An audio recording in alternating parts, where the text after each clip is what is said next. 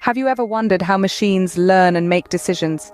It's all thanks to a fascinating field of artificial intelligence known as machine learning. It's about creating algorithms and models that enable computers to learn from data and make predictions or decisions without explicit programming. There are three main types of machine learning. First, supervised learning, where algorithms learn from labeled data, pairing the input with the correct output. Second, unsupervised learning, where algorithms learn from unlabeled data, discovering hidden patterns or structures within. Lastly, reinforcement learning, where algorithms learn by interacting with an environment, receiving rewards or penalties for their actions. Now, let's talk about the key components. It all starts with data, which consists of features and labels. The model, a mathematical representation or algorithm, is trained on this data. The training process adjusts the model's parameters or structure. Then the model's performance is evaluated on unseen data. Finally, the trained model is used to make predictions on new unseen data. So, machine learning is all about training algorithms on data to make predictions or decisions. Now, you might be asking, what are these algorithms that machines use to learn? Well, imagine algorithms as the recipe that guides the machine on how to learn from data. Let's take a quick tour. First, we have linear regression, which is like trying to draw a straight line that best fits a scatter plot of data points. It's great for predicting a continuous outcome based on one or more input features. Next, we have logistic regression. Think of this as the go-to guy for binary classification tasks, predicting the probability of an event occurring. Then comes decision trees, nonlinear models that break down the data space into smaller regions, much like a flowchart, to make predictions. Support vector machines, on the other hand, find the optimal line or plane that separates different classes, making them effective for both classification and regression tasks.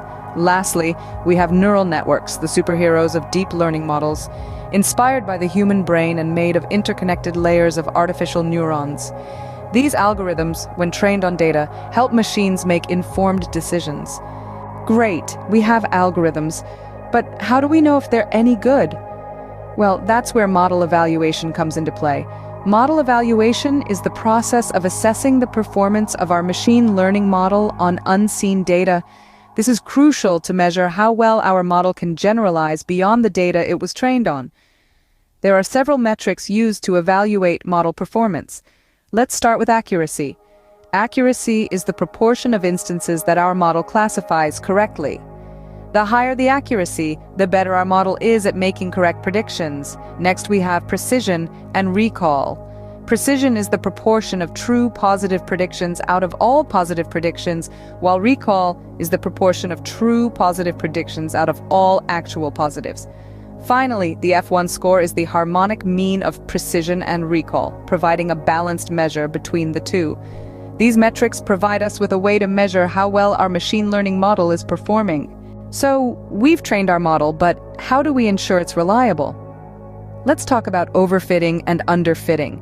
Imagine you're a student cramming for an exam. If you only memorize the textbook, that's like overfitting.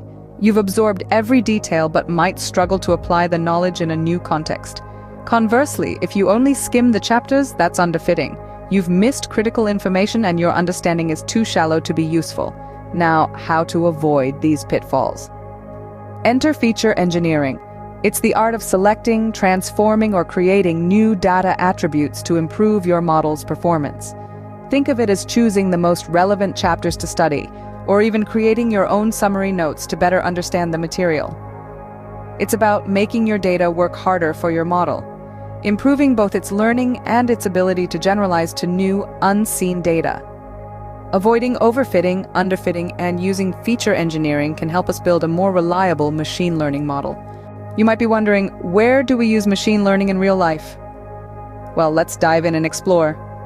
In healthcare, machine learning aids in diagnosing diseases, predicting patient outcomes, and personalizing treatment plans. It's like having a super smart, tireless doctor on the team. In finance, it's used for things like fraud detection and risk assessment, helping to keep our transactions safe and our investments smart. Now let's talk about marketing. Machine learning helps businesses understand their customers better, enabling them to segment customers and tailor offerings to individual needs. It's like having a crystal ball that can predict consumer behavior. But don't just take our word for it. Start experimenting with small datasets and simple algorithms. You'll be amazed at how machine learning can turn raw data into valuable insights. So, machine learning is not just a buzzword. It's a powerful tool that's reshaping the world around us.